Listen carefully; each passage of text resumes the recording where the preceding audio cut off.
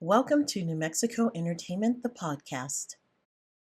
Hello, this is Teresa Robinson, publisher and editor in chief of New Mexico Entertainment Magazine, and I am excited to welcome all of you to our brand new series, New Mexico Entertainment, the podcast. In the 11 years that we've had the publication, we have conducted a lot of interviews. So we thought we would take those telephone and Zoom interviews and compile them into this new podcast, which you can catch on our YouTube channel. So we thought we would start with one of our favorites. You know him as Johnny from The Karate Kid, but we had the opportunity to talk with William Zabka back in 2017 as he was on his way to make an appearance here in Albuquerque.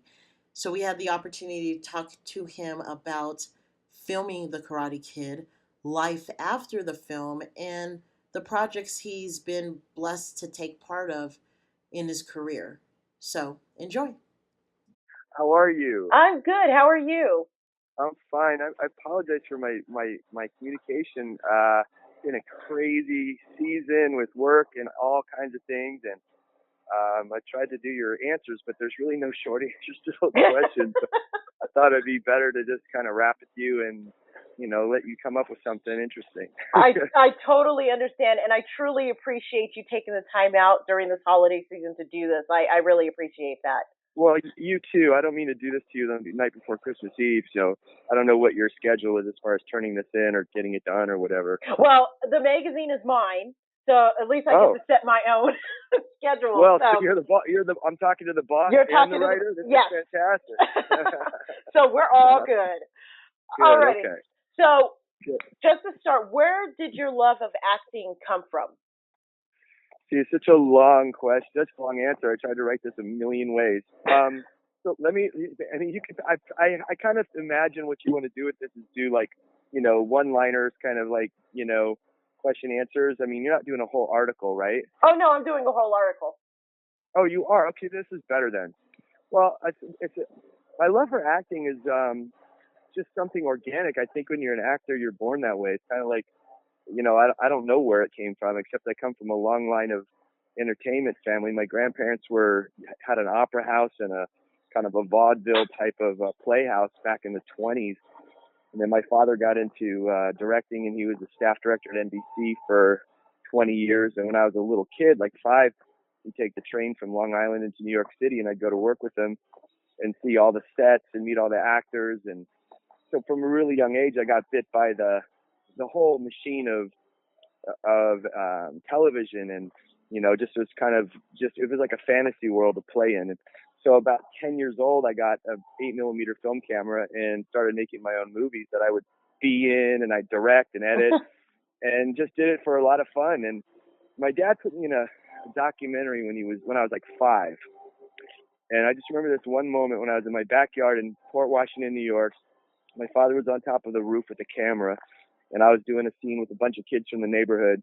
And there was something even at 5 years old where I just felt like I'm going to be doing that one day. Maybe that's just the thing that a little boy does where they model after their dad, But it was, I just remember that moment clearly. And, and then as I grew up, when I was about 10, I started doing commercials. And the funny thing about that, my parents asked if I wanted to do commercials, and I asked if we had enough money to be on television. And they said, "What do you mean?" And they pay you. I said, "They pay you to be on television?" So I would have done it for free. In fact, I would have paid to do it. So it's just something that I love to do, and I'd be doing it now if I wasn't my career. It's just something in my blood and in my, I'm a storyteller. I'm very, I think an actor has to have some empathy and be able to understand people, and I've always been able to do that. So you watch a movie or you watch a show, and you can kind of feel what a person's feeling, or read a book and feel what that person's feeling, and just wanting to, to portray that. So it's just been with me my whole life, and somehow, luckily, it turned into a career. When I was about 16, I told my agents I wanted to try to go out on movies and television auditions after doing commercials for since I was 10. So, and then I went on a few auditions, and I graduated high school, and one of my first auditions after that was Karate Kid, and as I was in film school. Yeah, and that turned out to be like the breakout for you, which, I mean, anybody sees you, they're going to know who you are. yeah, it's pretty much the cornerstone of my career and maybe partly my second half of my life so far. Yeah. So do you Yeah. remember the moment you were given that part? Yeah, sure. Like it was yesterday. I was in my backyard playing the guitar, uh, in Woodland Hills in California, and I had a series of auditions and callbacks, and they brought me in to stretch me to see if I was, athletic. And yeah, I was sitting in the backyard trying to forget about it because, when you go after a part for so long, you get attached to it. And so I was just kind of hanging in my backyard drinking iced tea, and the phone rang. It was my commercial agent screaming that I got the part. And I said, which one? Because there's like 5 Cobra Kais, and they didn't know which one. They said, we'll call you right back. So they call back and they go, it's Johnny. And I'm like, oh, that's the main guy. Great. So yeah, it was a signature moment in my life. I think, you would remember anything, happening to you that was extraordinary. When all of you were on set creating this film, do you think you realized how much of an impact this movie would have made just on the generation of film and in your career? Did you expect it to be as big as it has become? And there's no way anybody could have predicted that. I mean, if nobody ever saw the movie, it was the biggest, one of the best experiences of my life. Mm-hmm. I couldn't see past the choreography and past the scenes to know what, you can never plan something like that. It's just, I was a part of an ensemble of actors and, just a part of something that was being created by some amazing talent. Robert Kamen wrote an amazing screenplay, and John Avildsen was directing, and Jerry Weintraub producing, and Bill Conti did the music, and they all knew maybe what was coming. But as an actor, you're just playing your part, and sometimes you get lucky, I guess. What was it about Johnny because there were 5 Cobra Kai, what was it about Johnny that you thought, besides being the main, what was it about his character that you felt drew you, that you wanted to play this guy? Well, it's funny because when I got called in, the casting directors I met on a different movie, and they called me in randomly one day, Caro Jones and Penny DuPont, and they called me into Columbia, and they said they're doing a movie called Karate Kid, and there's a part that they think I'm perfect for, Johnny. So go home. And I met them, and they gave me the script, and I went home and read it. And as I'm reading it, I'm like, whoa, he's kind of a bad guy, and he's kind of a black belt. I don't know karate. He's a motorcycle gang leader. I don't ride a motorcycle. So I didn't really connect with him at all until I got to the ending. And the one thing that was the hook that made me understand the character was when it's in the script, when he hands Daniel the trophy at the end and says, "You're all right, LaRusso." So I'm like, oh, that's me in the screenplay. Uh-huh. That's the part I can identify with.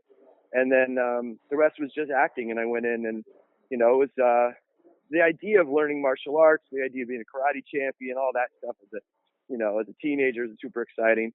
But it was that moment at the end of the movie that I hang on to the whole time, knowing that was coming. If that wasn't coming and he just went down in a, hail of bullets with no redemption, it might have been different for me to really identify with the character. But he had a redeeming moment, and that was the part that I identified with and was exciting as an actor because I got to have an arc. Yeah. He got to change, Well, as much as I love the Karate Kid, and I mean, I have the whole box set, I honestly, growing up, remember you in Just One of the Guys and Back to School. And yet, you still landed in the whole wheelhouse of this is a bad guy role. But right. You really got to see your comedic side. Was comedy always in your wheelhouse, or was that something that was completely new? Comedy is where I came from. All my 8mm films growing up that I made, and I made a dozen of them. And one day I'm going to get those digitized and put them on YouTube because they're so funny. But I was always a comedian. I was a class clown, and in fact, in high school, I was in the drama club, and I was the voted best character actor. There's something that's on YouTube that if you want to get an idea of where I came from, you can actually Google or whatever, type in Billy Zabka ECR, and that's my high school news program, and they did a review of me in a one-act play that I did at high school, and you could see what a goofball I was in that. Oh my goodness. Yeah, so I mean, comedy resonates with me way more than drama, but I love them both. But if I had to choose one, I'd probably do comedy just because I like to make people laugh. Yeah. And I come from a goofy line of, funny uncles, and my dad's funny, and, I have a huge family. My dad's one of 12, and they have kids that have, I have a lot of Zapkas, and I think to get through the world, we've all developed a pretty good sense of humor. Well, what would you say through your career has been the most challenging role that you've played? Oh, man. As an actor, well, that's a really hard question. I mean, every role has its own challenges. Yeah. I think the Equalizer as an actor was the most challenging because I was working with such seasoned veterans, Robert Mitchum and, Edward Woodward and Shirley Knight, and just some legends that were just, really classically trained actors. And to have to go toe to toe with them and work with them, it was a really good workshop for me as an actor. So as a challenge as an actor, that was, I would say, the Equalizer show in general. Specifically, I guess, Johnny, probably because it was my first film and I had to learn karate and, create a character, and I had absolutely no experience doing a film. So that was my biggest, I guess, challenge if I dial it way back. Dial it way back. Well, when it comes to your career, and you've worked with so many different actors in your career, is there still that one actor that you feel, God, I would love to work with him? That's on your wish list. Oh, Sean Penn, that's it. That's a good one. I love Sean Penn. I've always been a fan of his from way, way back. I mean, from Fast Times, and I just think he's just such a chameleon, and he's got such a line on the truth, and all his characters. There's just such a he's just got an inner life and an energy, and I just love his work. Many others as well, but Sean Penn is always up there. Well, I have to say, you answered that pretty quickly. When I've asked that question before, there was always this moment of silence. So I find it very interesting that you know who you would want to work with. So that's I'd awesome. love to do something. Yeah, I'd love to do like Fast Times Part 2 and be Spicoli's little brother. Well, something like that, You have created a huge fan base. What do your fans mean to you? Wow. Well, first of all, this is going to sound kind of trite maybe, but I always had a problem with the term fan, just because it just felt strange coming from where I came from to have somebody be a fan. But over the years, I've gotten more used to it because of the film, and I think people are more fans of the film and of the emotional impact it had on them. So I've learned to embrace that, and I love it. I love the generations, especially of Karate Kid. Fans go from grandparents to new kids, and especially when I'm doing some of these shows like the one I'm coming to there, and and meet the fans, and you get to see these kids come up and in their gi, or I hear stories of kids that have been bullied that got into martial arts and how much the movie impacted them. And I really consider my fans my friends. I don't like to look at myself as I don't like to consider myself an icon or anything like that. I'm just Billy, and same guy, just me from a movie, and it's actually fun to break that wall down of the illusion of being a star and just being a normal person that does what they love to do. And speaking of what you love to do, because you talked about when you started building up this career, even from when you were little, and you would make films, and it seems like the acting took over. So what would you say is more challenging, filmmaking or acting? Well, the interesting thing, I was in film school when I got the Karate Kid. So after high school, instead of going into, drama school or theater school, I went into film school, become a director and a filmmaker, and I was still auditioning on the side. So I got pulled out of that in my first semester of school and thrown on a set, and that became my education as a filmmaker and as an actor. So I kind of got on the job training for both. But they're equally challenging. They're just completely different challenges. One is kind of micro, and you're in your character and you're looking at it through your perspective, and you're trusting yourself to the people creating the story and the editors. And the other, you're kind of the conductor overseeing everything. They're equally challenging and equally rewarding. I could do either one of them and be completely fulfilled, and that's what I love to do. So I'm always doing something that is making me happy, you know, whether I'm acting or I'm directing a commercial or a music video or, you know, producing and writing a short film that was nominated for an Oscar. And that took me 2 years of my life. And I turned down all kinds of acting work in between doing that to get this little 30-minute film to be as good as it can be. Interesting. And that was a huge, oh, it was amazing, actually. So I love it all. I love, you know, I don't need to be in front of the camera or behind it, but I love them both. And I love the challenges of both. I think the one thing I like better about acting now is I get to show up at, you know, 8 in the morning and leave it whenever I leave, and I'm done for the day. And maybe just prepare my scene for the next day. But as a filmmaker, you never rest. You know, it's like you. It's like you're the editor, the producer, the director of your magazine. You're not just writing one piece and turning it in. You're in charge of everything. That is right. Yep. There's a lot more time involved, and so when I do something that I get behind as a filmmaker, I have to really believe in it, because you go into kind of a cave for a long time. It takes up all your time. So I have to ask, being that you are in a field that has changed quite a bit over the years of what the public, you know, connects with and what they jive with. Do you feel that since you started in the business, even when it comes to what you choose to act in or what you choose to direct, is there a certain project that you think to yourself, I have to do this project? Or are you one of those that are like, I'll do anything? I'm really specific, and I don't even know how to gauge it, except I go by my gut. Mm-hmm. You know, I played a talking dog in a very silly movie. So, you know, not silly, but, you know, a campy film for kids, because I have 2 kids now. So my choices are a lot based on them. I choose my work based on what I'd want them to see me in. A lot of times, you know, I can say that back in the 80s and then earlier days of film, there were a lot more character-driven story pieces. I just watched Dog Day Afternoon last night. It was on, I had a TiVo here, and what a great movie. What a great screenplay, all about characters and people and the layers. And today is a lot of bling and a lot of flash, and I'm not as inspired to be in stuff. I mean, so in the old days, I would sit and watch a movie. Back, you know, one of the first times I ever thought I want to do that was when I was about 10 years old, I guess, and the Bad News Bears came out. And I saw those kids having fun, and I'm like, wow, I'd love to be in a movie. You know? And, you know, today, there's some great stuff out there. There's, you know, the rare, amazing character-driven piece and drama, and, you know, so, I don't know, it has to bite me, and it also has to line up. You know, you're not right for everything as an actor. So some of the things I'm drawn to, you know, I don't have the opportunities for, and then there's those pearls that come your way and shape your career. So, you know, I'm open to it all. I won't, of course, take everything or anything.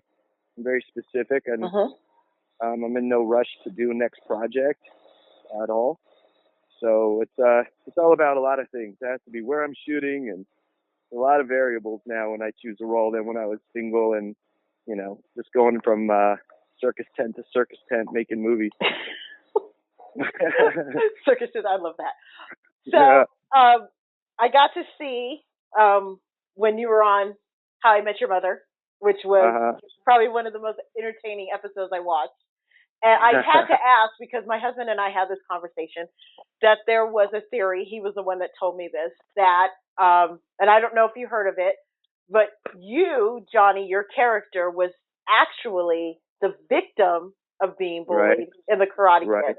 So I'm so glad you finally heard the theory I put out. Yeah, I was just, it works, man, it works. And, but I have to say, when my husband told me this theory, I was like, that's crazy. I won't even listen to it, because Johnny's the mean guy. But then the more I stewed on it and looked at the video, and I was like, I can't believe I'm even giving thought to this. But I know, that was power of persuasion, right? How did you feel hearing about that theory? Well, I, you know, Ralph and I goof and talk about this all the time, and we get asked a lot on panels and all. It's the fact that there are people still talking about it and making theories about it. That's awesome and flattering, and it's really it's your movie. It's the world's movie now, so people can make the comment. I can only say as an actor, I never, playing a character, the only way that I could survive through this character was, not to see him as a villain in the sense of a Darth Vader or, somebody that was two-dimensional dark, but that he was I never saw Johnny and never played Johnny as a necessarily as the villain, but I would stay true to Johnny's world and what Johnny had to work with. So I never saw him as, he was trained by a guy that taught him wrong. He was emotional. He lost his girl. Guy took his girl. Uh-huh. So there's a lot of truth to it, I suppose. It's a lot exaggerated, with some of the stuff that they say about Miyagi and Daniel. But it's fun. I'll leave it to the fans to kick that one around. And how was it filming with the cast of How I Met Your Mother? How was that time? I mean, that seems like it would be it is a comedy that is in your wheelhouse. So how was it being on set? They were the most welcoming, talented, professional group of people across the board, from the cast to the director, Pam Fryman, who's amazing, and the writers, the creators of that show. I was pinching myself the whole time I was there, and the fact they kept bringing me back for the, more and more episodes, it was awesome. It was just so much fun, and the writing was great, and it was so fun to have somebody do a fun, fresh take on me, and and get to do the comedy and to chime in with such an oiled and greased machine. That show was, a top show. So to jump into that, and the actors were so gracious and great and talented, and it was great. It was just an amazing experience. And what can you say? When that happened, they call up and ask if you want to be on a show. The funny thing about it was, I got a call saying, How I Met Your Mother's interested in you on a show. And I said, great. And they sent me the script, and then I read the script, and I'm a clown the whole time, and I have no lines and, until the very ending. And so it was good. I went to clown school on my computer and kind of learned how to be the best clown. And are you kidding me? Yeah, no, I did. All I had to do was be a clown. So I'm like, I got to go. So I went to like Ringling Brothers School in my office, and just kind of learned all about the different types of clowns, and practiced blowing up my balloons. In fact, I came home from work one day with a bunch of balloons, and I was making dogs and bunnies, and my son was like 4 or 5 at the time, and he asked me to make him every kind of balloon. And then he finally looks up at me and he goes, Daddy, are you a clown? And I said, yeah, buddy, I'm a clown, and go brush your teeth. Yeah. So, anyway, it was a great experience, and what an honor to be a part of a show like that. Well, what upcoming projects do you have coming down the pipeline that you would want everyone to know about? Well, I have some fun things in the pipeline that I'm just not ready to announce yet, so stay tuned on that. But there's some cool things in the works. I can leave it there. So my final question, being that you have now been in this industry for over 30 years, if I'm correct, and you've created some memorable characters, what would you like your legacy to be? Well, that's a good question. I don't know. I don't think it serves me to try to figure that out as far as what my public legacy will be or my acting legacy will be. I think, I'd love to be known for somebody that, is on time and is professional and good to work with, and a team player, and, gives my 100%. Just that my work ethic is strong. Really, since I've become a father of a 7-year-old and a 3-year-old now, and my legacy, I hope, is to them to be an example of, be a role model for them as a father, and to teach them, help them find, their love and their passion, and nurture them to that. So my legacy is hopefully coming down the pipeline, and they'll be speaking for themselves one day. That sounds good. Well, thank you very much, William. I appreciate the time. And thank you, Teresa. It's so nice to talk to you. Thank you for doing it this way. Oh, absolutely. Merry Christmas to you. Happy New Year. Tell your family thank you for the time as well. And I will see you when you're here in Albuquerque. We'll see you in Albuquerque. Okay, sounds good. Thank you. All right, take care. Bye.